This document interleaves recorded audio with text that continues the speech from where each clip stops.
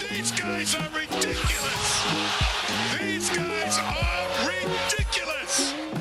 Now, how about them damn Celtics? And we are back with another episode of How About Them Celtics. Sam and I are here recording Thursday, May 9th, after Celtics Cavs game 2. Celtics lose 118-94.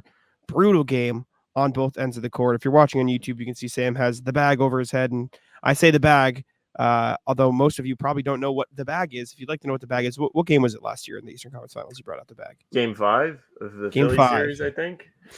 Oh, I thought it was Heat series. It might have been Philly series. No. It was the Philly series. I thought they were dead in Game 5. I was so mad.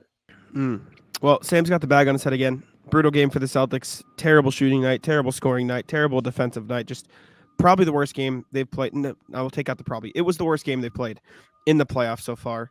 Unfortunate way to go into game 2. They looked great in the first 5 minutes of the game, and everything past that was downhill from there.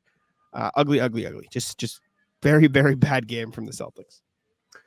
Yeah, this is now the second straight game where the Celtics started really well, gave up the lead right away. But the difference was today they didn't respond. Cleveland punched back and then punched again and punched again and punched again and punched again and punched again. And the Celtics didn't do any of the great things they did in game 1. Now, you can absolutely make the case. It's very difficult to win games and to punch back when the threes aren't going in. Because the threes did not go in today. They shot 8 of 35, 23%. Ass. Terrible. On the broadcast, they were talking a lot about how Cleveland was making it difficult for them to shoot threes. It was what Miami kind of did in game 2, and then, it went the way it went last series. Correct. And it's how it went today. They really weren't able to shoot threes in rhythm. They got clean looks at threes throughout the second half. They were like 1 of 14 before the game was over. And then O'Shea made one. But overall, the threes they got were okay, but some of them weren't, and they weren't all bad Tatum threes. Tatum was very fine, few of 2 them. of 5 from 3. Yeah, very few of them were bad Tatum threes. It was a lot of bad Derek White threes. That's and I get what I was going to say. Yeah, sorry, I didn't mean to cut you off. No, you weren't. Yeah, he tried to. He was you could tell he was desperately trying to get his rhythm back, and it just wasn't going down. Exactly. And at that point in the game, you just can't be doing that. You just have to play offense and let the threes come where they do. But they weren't. The Cavs did, like you mentioned, a great job of getting into the Celtic space, of denying the three-point line and baiting them into playing an offensive style that doesn't benefit them. And Joe talked about it a lot after the game. This was very similar to the Miami series in the sense that they couldn't get stops, and so they couldn't play tempo offense. They were taking the ball out every time while the Cavs were killing them in transition because the Celtics played a slow-paced offense. Like, the Cavs did a great job of baiting them into playing a shitty style of offense, and a big part of that was how bad the Celtics defense was. The Celtics defense was terrible today. Sure, they started off great. There was a stretch in the second quarter where they brought Tillman in, played double bigs with him and Al Horford, and the switch defense looked great for a couple possessions. And then the Cavs the Celtics put a welcome mat that said "Welcome home" in the paint and just said, "Come on in, guys, come hang out. Let's have a party down here." I thought the drop defense. If you want to criticize Joe for anything, don't really get why Cornette was in this game for as long as he was. It felt like they should have gone back to the Tillman Horford double big switching. Then again, the offense would be hurt in that lineup, and they weren't generating enough threes as it is. And I know it says shoot more threes on your bag, but this is one of the games where that's unironic. Like, please, they should have shot more threes. They should have fought for more better threes, and they didn't do it. They played a shit style of offense and took a bunch of bad twos. But a big part of that was their defense just was bad, and so they were playing a slow-paced, isolations-heavy offense because not that it's like a complete direct correlation, but the more times you're forced to slog everything down, let the defense get back and set into their stance, like, it's just harder to get consistent good looks when the defense is always set and the Celtics are always bringing the ball out and playing this dribble. It's bringing it all the way up the court rather than getting out in transition and being able to attack a defense that's not completely set.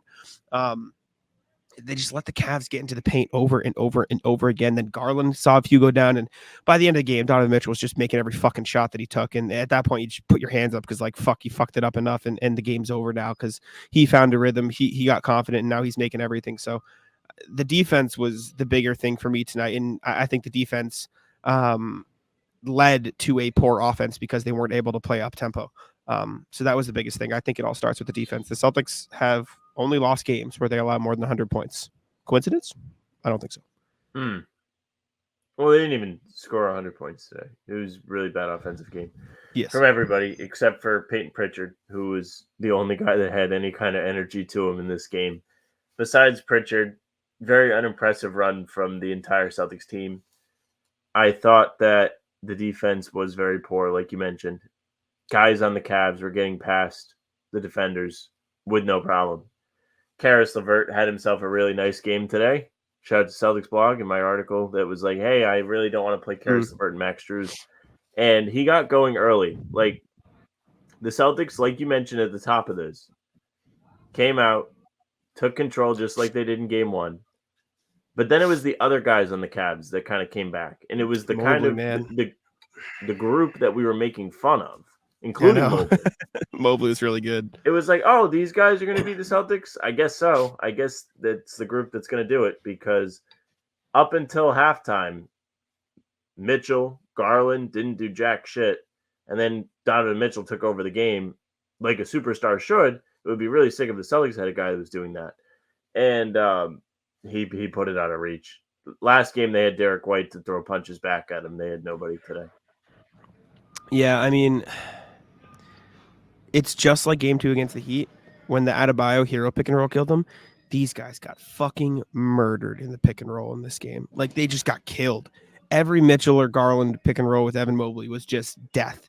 And then as soon as they started getting stops in the third and fourth quarter, Tristan Thompson comes out of his grave and grabs every offensive. Like, it was just, you couldn't write it. Like, you couldn't write it better. Like, he was a pain in the ass on the glass. Just when the Celtics were getting stops, they couldn't get a fucking rebound. The defense was terrible. I thought there were an obscene amount of, oh, look, my guy's cutting off the ball. Whoops. And just letting him do whatever he wants. Like, Jaylen Brown had a couple slip-ups. Tatum had a couple. Like, the whole team was just letting guys cut all over the floor. It felt like it was like the opposite of the Miami game too. Like, Miami game 2, they didn't close out well enough. In this game, they just like put a red carpet to the paint and let them come on down. And the Cavs just did whatever they wanted from there, which was frustrating to watch. Offensively, Tatum was really good to start the game. And then this man cannot make a fucking layup. No. Well, yes, Tatum, the whole team couldn't make a layup tonight. Nobody on the Celtics. As soon as the Celtics got into paint, they were like a force field around the basket. And they were like, nah, don't really feel like making it from here. Nah, I don't want to make the layups today. They didn't make anything that they were supposed to make. No. It was a brutal game. Tatum had 25, 7, and 6, but he just has the biggest case of the yips around the basket. Jaylen Brown was pretty good inside attacking. Could not make a 3 to save his life. Same thing for Derek White. Couldn't make a 3. Al Horford was pretty good in this game, relatively speaking. Pritchard was pretty good in this game, relatively speaking. This team just couldn't make a 3, and they couldn't get a 3. It wasn't even they couldn't make them; they just couldn't get them. It was brutal, and I know Tatum's going to get ripped to the shreds for this game, and he wasn't good by any means. But this was just, Jesus Christ, get a stop to me. Like, what? Like, guys, this is the same Cavs team that you played last game, and it felt like another game where they were just so slow to adjust to what was happening on the floor. And maybe like the difference from this in game 2 in the Heat series to me is that game felt like they could keep playing that style and the math would actually add up in their favor. Dude, the Cavs got into paint a million times. Like, you have to adjust to that. This isn't something like, oh, the math will favor. No, like, they get free lanes to the paint. You got to stop that, or else they're going to continue to get the quality looks that they were getting. Yeah, there were a couple Donovan Mitchell threes that were tough that he probably won't make again. There's a couple like Garrett Garland, but like, this is not the math will even out thing in that regard. Just like the Heat series was. This was like, you have to change the way you're defending this, or else you're going to continue to get burnt, because the pick and roll was killer for them. They got into the paint for free, and Celtics got blown by so many times in this game. Karis LeVert was blown by Tatum early on. Donovan Mitchell was blown by whoever. All respect to Mr. Island. Sam Hauser couldn't guard a fucking cone in this game. It was really bad. He got torched. So I think it all starts with defense in this game. Tatum wasn't good. Brown couldn't make a shot. Derek White couldn't make a shot. The whole team played like shit today, except for maybe Horford and Pritchard.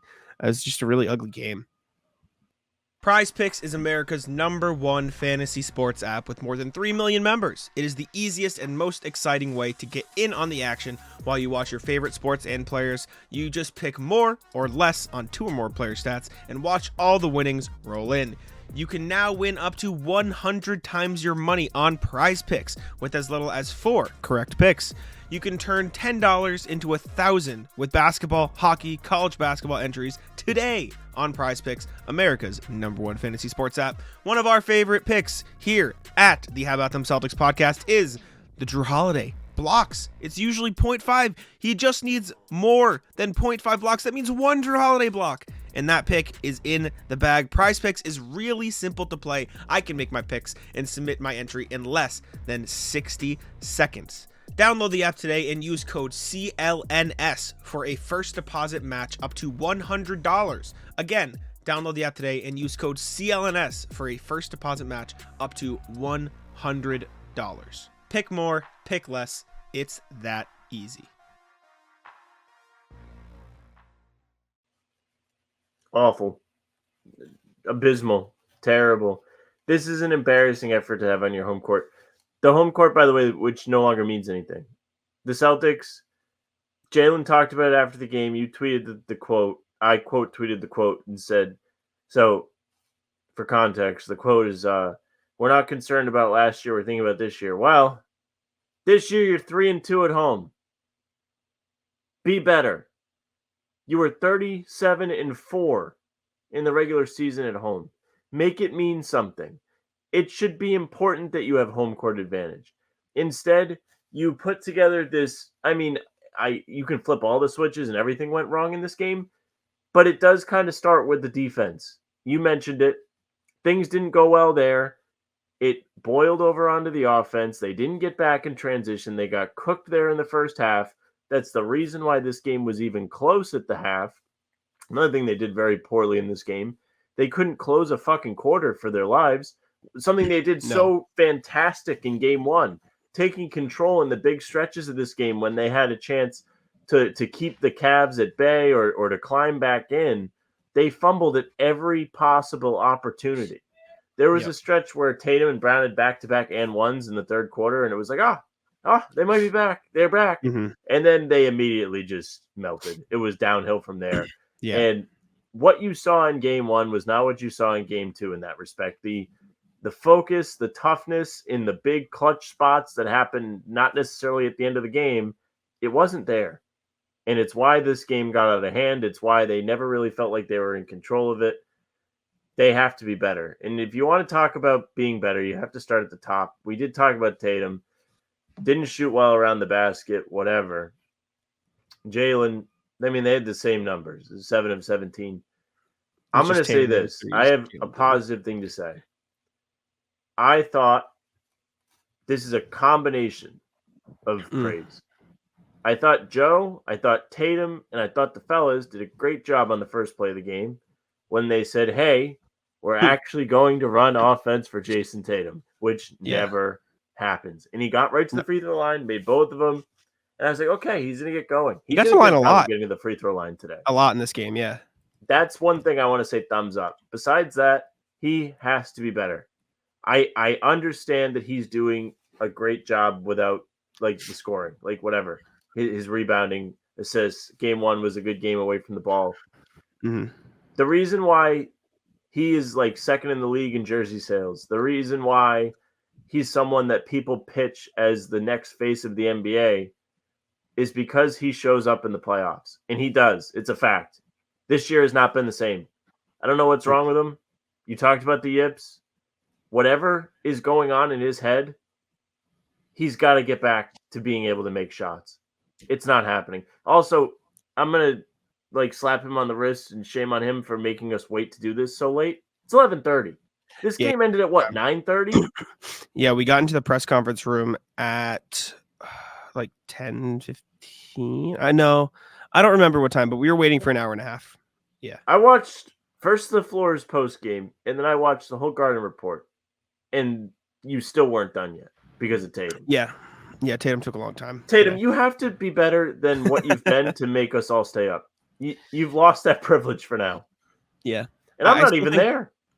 I think Tatum was still really good in the whole other areas of the game. Was at some point you got him. I think he so. Was getting blown by. He's getting cooked. Especially in the first half. Especially in the first half, I thought he was good. offensively being the He's hub mopey. and sort of controlling things. He wasn't good on defense. No, he got blown by. The whole team was bad on defense, including him.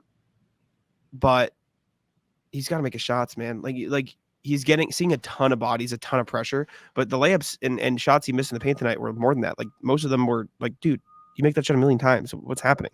And I don't know if it's the yips. I don't know if it's him in his head. I don't know if it's just a bad shooting slump. And if that's what it is, like,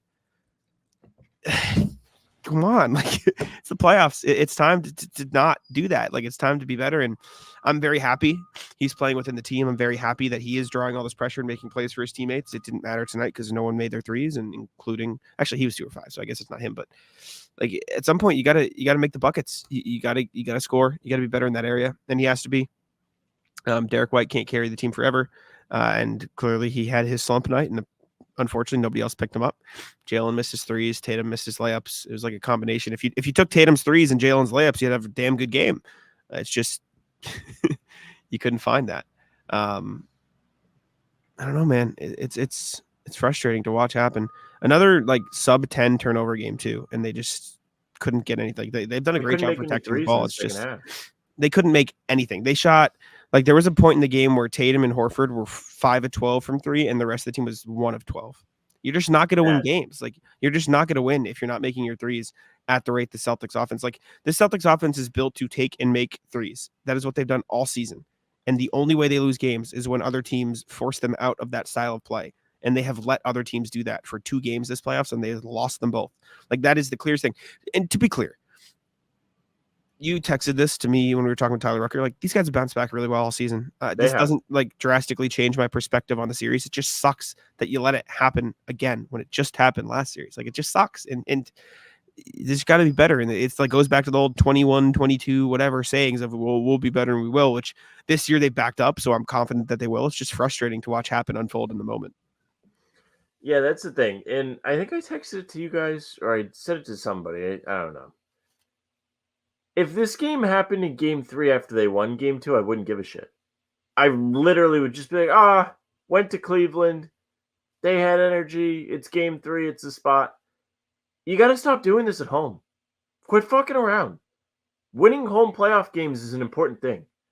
If you want to win a title, you have to be able to win these games. If you get past Cleveland and the Knicks are there in round 3, one, you're not going to have an easy time going on the road winning. I'm not saying you can't. You've proven that you're a good road team, as awful as they have been at home. Their track record does say they do win road games. However, that team does everything Cleveland did today in terms of outworking you, hustling, hitting the glass, where they were out-rebounded by 13, to like the 10th degree. That's the only reason why the Knicks are winning playoff games, that and Brunson being superhuman. They're just outworking everybody. In the fourth quarter, they get, 50% of the offensive rebounds? I saw some crazy graphic that's just shows the line of how they do on the glass. And it just goes up and up and up and up and up. The Celtics, who are a team that I don't really trust if the game's somewhat close in the fourth quarter, you're going to have to play that? And you prove that you don't really take everything seriously at home? What are you going to do? This is not going to keep flying. You can lose to Miami and then go down to the half-full arena and win 2 games on the road. Congratulations. I mean, we don't even know if they're going to go to Cleveland and win, but assuming that they win at least one, you'll have recaptured home court advantage if that means anything anymore. And then you have to try and win here again. I saw Noah put out the tweet tonight about, hey, this doesn't feel like a playoff crowd. Yeah, you know why? Because they're all on edge because they can't trust these guys to go out there and give a real effort. It doesn't happen consistently in these playoff games at home anymore. Can I say something that you're going to dislike vehemently? And it's not intended to piss you off. It's just let's hear it. I think home court advantage and the home thing is very overrated. Just play better regardless of where you are. Like I get it, and I totally play good on the road. I totally understand the crowd being behind you, like feeling that, whatever. But like you can play like with the way the Celtics have handled themselves all season, which is a business-like approach. We're just going to play regardless. Like I don't think home court advantage is as relevant to a team that is like an underdog or like a fighting thing. And I totally understand wanting to win in front of your home fans, but I think the quote unquote advantage or like, I don't know. I just think the whole thing is overblown. And I'm not like saying that to piss you off intentionally or anything. That's truly, I think it's overrated. But in terms of the Celtics or in general? In general, across the league. So the opening series where Cleveland, Orlando, Cleveland, all won each home game. Well, or the I Knicks just like I just said, they lost for an underdog team or a team that is like not very good, it is a bigger thing. But for a team like the Celtics, who is clearly extremely talented and has approached the season with we don't care about the game that just happened, we're on to the next. Like, I don't think that, like, they don't need that juice. They don't need the, oh yeah, home crowd, now we'll win. They should just fucking win like whenever, and they should just focus on the basketball regardless of the home court. Like, I don't think that narrative is as relevant to this team or in general. But I get it. Like, that's not me. Like Denver, because the altitude, because like the literal geography of the arena. Do you think they're in good shape to win their series? No, because they're down 2-0. I don't think it has something to do with the home. Like, they're down 2-0. So you don't.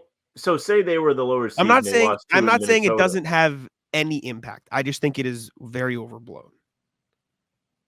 I agree with you that I think the Celtics should win regardless, but I think you should especially win at home, especially after. Why? Well, one, we spent the entire season for having the a fans. Circle jerk of them winning at home, and they were 37-4, and you know, because it's cool for the fans, because you're winning for your fans. But like, I don't know. I get the whole advantage of like the crowd behind you and stuff like that, but I feel like, I don't know. I just think it's overrated. I mean, since the bubble, it's definitely been different overall, not just with the Celtics, but like traditionally, I mean, if you go back and like look at the 80s, which is a very weird thing for me to say talking about current day basketball, but like when the Celtics were playing the Pistons, everybody was so secure that they had home court because the Celtics like literally never lost at home. And that's why the Bird steal and assist to Dennis Johnson is such a big deal, because everybody was devastated. They're like, oh my God, they're going to lose at home. This never happens. I understand. I totally get this history. I totally get the value of winning in front of your fans and for your fans. I don't know. It's not about the fans.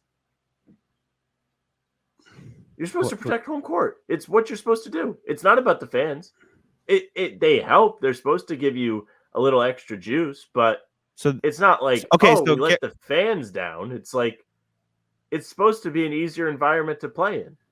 Because of the fans. It's because of the energy they bring you, yes, but I don't think it's not for the fan. The message is not we let the fans down. The message is, okay, now we have to go play in a hostile environment. And you're right, for this Celtics team, because of the fans, it should not matter. Hey, gang, let me tell you a little something about Game Time. The NBA playoffs have arrived. It's the most wonderful time of the year.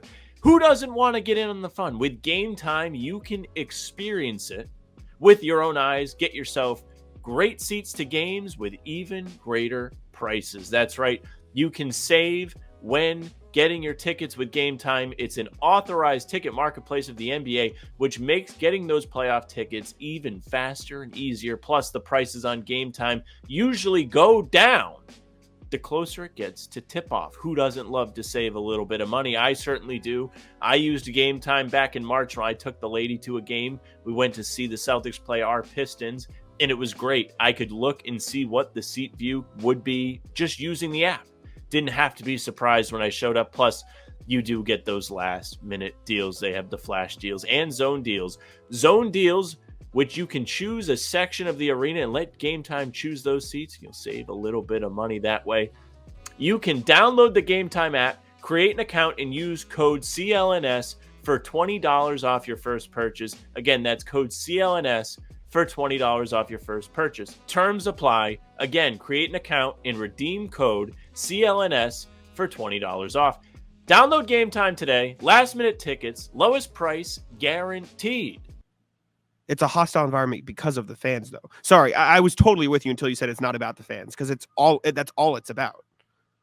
You were saying, like, let the fans down. I don't care how the fans feel, but yeah, I think we're in agreement. Like, the juice energy is supposed to make a difference. And I understand it yes. does have an effect on different levels of teams. Yes, it does make a difference. I just think that difference is like very overstated. That's just and again, this is just my opinion. I'm not trying to like actively just be an asshole. No, I'm not yelling at you. I just know I'm gonna get shit in the comments. I think you have a point, but so this is how it should go. This is not how it has gone. This is how it should go. Every team should feel a boost at home. The good teams should not feel a disadvantage on the road. The underdog teams that you're talking about, they do have that effect where they go on the road and they don't play as well. That's why we talk about the role players and all the other things. A team like the Celtics being as dominant as they've been all season, I can see you being like, okay, yeah, like they should be able to go on the road, which I don't disagree, and compete and win. But they should also be able to compete and win at home. And the fact that even this season in the playoffs, they are now 3-2. Since 2021, ESPN put out the graphic 15-15 at home. That's bad. That's losing shit. Yes, but I think just for me, I just think the way I perceive home court advantage, it shouldn't matter for the favorites. Is kind of how I'm thinking of it. And I that's like unfair. Like this isn't me like shitting on TD Garden. TD Garden rocks. It's so fun to see the crowd get into it and see Tatum and Brown and everybody pump up the crowd. But like this Celtics team has spent the whole season treating every game the same. And so whether you're at home or on the road, like I don't think it should matter that much. And so I don't think the narrative coming out of this game, and this isn't me like saying that you're creating the narrative, but it's all I'm seeing on Twitter. The narrative after this game shouldn't be like, wow, these guys suck at home. It's wow, these guys played like shit tonight. Like that period. Like they just were ass. I don't think it has anything to do with home or away. It's just they played dog shit basketball. You can be mad they lost in front of the home fans, I guess, but I don't think it has anything to do. I don't think home. Like, I don't know. I think that aspect of winning and losing is very overblown. I do think there is like some benefit to getting that juice from your crowd, but like, I don't think a loss at home should mean any more or less than a loss on the road. Yeah, it does. These are the games you're supposed to win, no matter what. If you're the Celtics, you should probably win every game. Seriously. And some people will like be either Cavs fans or neutrals and be like, you guys are ridiculous. But like, I don't know. The sports books say they should win. They were favored. Should I read a Tatum quote for you to respond to that statement? Go ahead. Let me find that. I tweeted it out. Gary Washburn asked him straight up, like, how you're going to deal with the narratives after this game that like the Cavs embarrassed you. And he used the word embarrass. Tatum said nobody was in there as in the locker room, defeated or deflated. I mean, you never want to lose. I mean, you never want to lose, especially in the playoffs. I think we can learn from it. The world, we get it. The world gets thinks we're never supposed to lose. Supposed to win every game by 25, and it's just not going to be like that all the time. It's not going to be easy. You don't have to win by 25, just win. I get it, and they absolutely shouldn't have lost this way, and they should win this series. But like, we did this, and this is not directed to you. It's directed at all the people who are like on Twitter panicking, and my friends who only text me after losses, like the Celtics suck. What the fuck? Trade everybody. Like we did this last series. We did this in Game 2 against the Heat. Like we did this the same thing, and I get it. And that the whole point of this podcast and talking about everything is to analyze the game and talk about it and everything. And I saw somebody on Twitter like respond to that Tatum quote and be like, "That's what we're supposed to do. We're supposed to push these narratives." And it's like, or you can just analyze what happens and everything like that. Like talking about it is important, but exactly. Also there is a reason to talk about it, and there is a reason there are narratives. And if the Celtics are not playing well, what are we supposed to be like? Oh, it's okay. You'll get him next time. No, absolutely not. You can react to the game, talk about what they did, talk about how they played like shit, talk about how they can be better and how they can improve moving forward. And that's what we did. But you see so many people on Twitter just being like, this team fucking sucks. Fuck these guys. How are these fucking losers? And it's like, there's got to be a middle ground, right? Like there's got to be a middle ground between the people who are out there. They're like, get him next time or whatever, and the trade everybody, and that's what I think we try to be most of the time. Whether we do it with a joke or a bag on our head or like trying to have fun with it. But like, I don't know. I hate that side of everything. And I get it's going to happen. I get it's natural. I get it's just a product of fans expecting nothing short of the best. And I love that about Boston fans. I just don't like like impatience now to it too. Like this has been going on for fucking 6 years now. I get After it, the but 2018 run, they were supposed to dominate the Eastern Conference. They made one finals run, which is fine. Like we can't pretend that they haven't had deep playoff runs, but like after they lose Game 7 to the Cavs in 2018, everybody could not believe how bright the future was for the Celtics. They've had I some get weird it. luck happen, but it's getting to the point now. Like fucking get it together. I get it, but it's round 2. They lost one game. I just refuse to. If they lose again, if they go down in the series, then I'll be with you. Then I'll be Okay. there standing with you. I don't think it's Just- over. It's just But we it's just annoying. did this a series ago. Sure, but losses happen. It sucks that the loss happened like this. Like the nature of the loss is frustrating. I'll give you that. But a loss is like, dude, it's the playoffs. Like they're not gonna go 16-0. Like, has anybody ever gone 16-0? One team? You know what I'm saying? Like I'm not they're sure, not, to be honest. and they're not like as great as they are. They're not the fucking 90s Bulls. They're not the 18 Warriors. Like they're not this fucking generational, so many miles above everybody else. Pack, as much as their record might have had indicated that. Like I don't know. It just I'll be with you if they lose again. I'll stand there on the picket line with you and we'll protest. But Well, just I'm did this not last even series. like I'm not dooming. Like I'm not saying it's over, but I'm saying like when you play against a better opponent, this shit is not going to keep flying. Okay, yeah, no, you're right. That's really my point. Like, yeah, do I think they're going to lose to the Cavs now? I fucking hope not. I don't think so. No. I'll win $500 if they do. Did you bet? But yeah, I bet series before this game today because I said if they lose, I'm going to be so mad at myself. Learn from my mistakes in the last round. Not that it mattered. But I was going to be so mad at myself that I didn't take the bet. So I was like, all right, whatever. I'll throw money on it. And the odds were crazy. But then if they play the Knicks next round, you really think they're going to get away with this shit? I'm not saying you have to be perfect, but like I think they beat the Knicks in 6 games. Yeah, I think they should beat the Knicks in 6 games ish too. But if you fuck around, but that's my thing. Like 6 games includes 2 losses.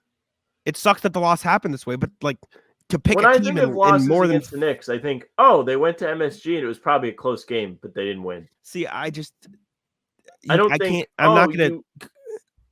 You were flat on your home floor and everything. Listen, this was an everything went wrong game as much as it was a flat game. Like there were a lot of things that went wrong. Like Yeah, they did not play They with missed good a million effort. layups. They didn't make threes. Like yes, The threes were like the most glaring thing, and it's not even like I think they should do something different. Like I thought a lot of the second half threes were pretty decent looks. Aside from some of the Derek White ones, there was one where he was like behind the backboard and he like hesitated. Jalen really weird.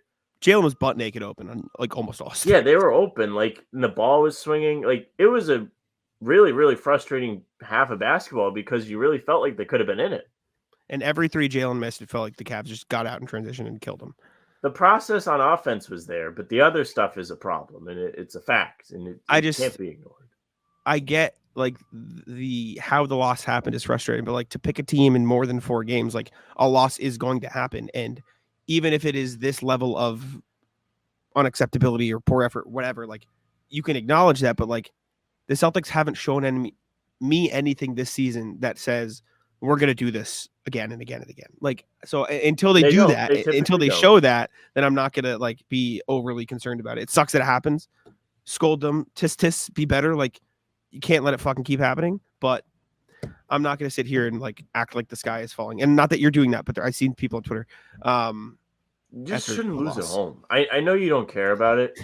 This is like not a home loss spot. It's just not. It's like alarming to me. It's not sky is falling alarming, but it's like, oh, maybe when the lights get bright, they really won't be ready alarming. I don't think they. I don't know. I think they're just going to be on to the next. I don't think they're. I think they've done a good job of whatever. We're just going to move on, and it sucks that it happens, but to Cleveland we go. That's where I'm at. But anyways, any final thoughts? I would like Drew Holiday to make shots.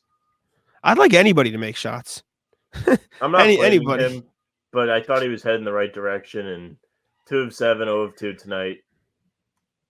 You just need a little bit more out of him, especially in a day where nobody had it going. This is the type of day where you need the role guys to step up, the third, fourth, fifth options.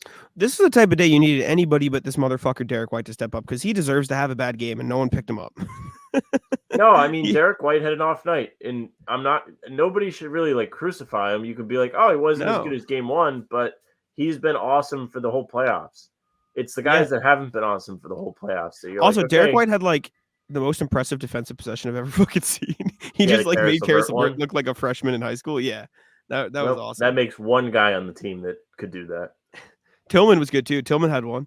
Tillman was good in his short minutes. Make it two. Which should have been longer. If we want to criticize Joe about stuff, that's one. I thought Pritchard was really good. He deserves him, Tillman, and Al Horford can all fly. The rest have to take the bus. A little bit of Al, yeah. I agree. Everybody else rides the bus to Cleveland. Does Derek get a pass, or does he have to? He flies coach. Okay. with the guy reclining in front of him. I like that. Okay. Fair. All right. Anyways, appreciate y'all for tuning in. Make sure to leave a like on the video. Subscribe to How About Them Celtics. Let us know your thoughts in the comments. I'm sure you're all sunshine and rainbows, and we appreciate that. I'll let Sam wrap it up. Yeah, let us know what you think of the home court advantage. I'm curious if people agree with you. I'm not looking to drag you.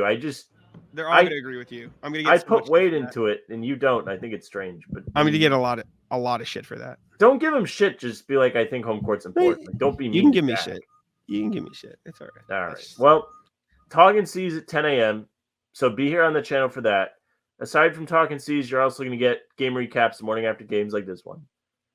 Full pods Tuesday, Thursday, and Sunday, or Saturday, whenever the schedule actually works in the playoffs. Probably going to be Sunday this week. And there will be a game recap in that, so that'll be a banger, hopefully. Celtics Roundtable Tuesdays around 6 p.m. and pregame, half hour before every single game. Hit the bell, leave a like. We appreciate it. You can also find us on Spotify and Apple. If you follow us there, you're going to get our pods and game recaps right in your feed. Leave a 5-star review. We'd appreciate it. This is the big one. Email us, hbtcpod@gmail.com. You know you got something to say. This is the big everybody has something to say day. So go ahead, send it in. Tell us what you think of the game, home court advantage, rat list, whatever it may be.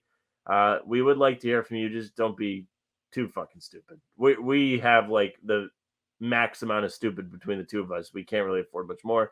You can find us on socials at How About Them C's. Twitter, Instagram, TikTok, Facebook is just the name of the podcast. Our streams are there. They're on YouTube and they're on Twitter. Jack's Twitter's Jack Simone NBA. Mine's at Sam LaFrance NBA. That's it for us. Bye.